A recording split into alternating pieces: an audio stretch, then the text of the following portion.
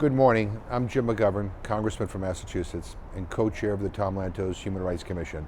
And I want to thank the U.S. Commission on International Religious Freedom, USCIRF, for inviting me to say a few words today about the launch of their 2023 annual report on the state of religious freedom around the world. Look, my Catholic faith is deeply important to me, and that's one of the reasons I'm so thankful for USCIRF's work. As someone who's been engaged for a long time in promoting and defending human rights around the world, I know that these annual reports are invaluable resources for my staff and I whenever we are called upon to speak out on behalf of people whose right to freedom of thought, conscience, and religion is under threat. Unfortunately, this happens a lot.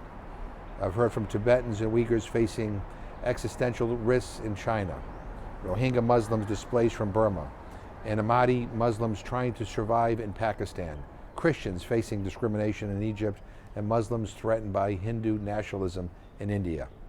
All are targeted in different ways and to different degrees, simply for their faith in the places that they happen to live.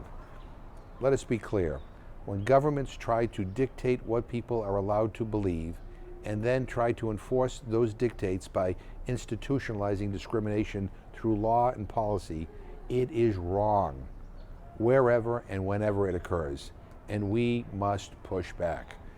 USCIRF's job is to document these patterns of discrimination for countries where the violations are systemic and ongoing and egregious. USCIRF recommends designating them as countries of particular concern. As you'll hear this morning, 17 countries made it on that blacklist in 2022. USCIRF's work in defense of the right to freedom of religion is part of a proud American tradition based in the First Amendment to the U.S. Constitution. That same tradition informed U.S. participation in the drafting of Article 18 of the Universal Declaration of Human Rights, which affirms that everyone in the world has the right to freedom of thought, conscience, and religion. Beyond our borders, it is the Universal Declaration of Human Rights that provides the moral standard against which countries must evaluate their behavior. This year, we will celebrate the 75th anniversary of the Universal Declaration. As you will see in this year's USCIRF report, there is plenty of work to do to live up to its promise.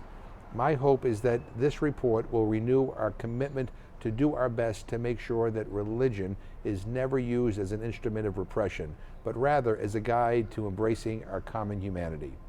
Thank you very much.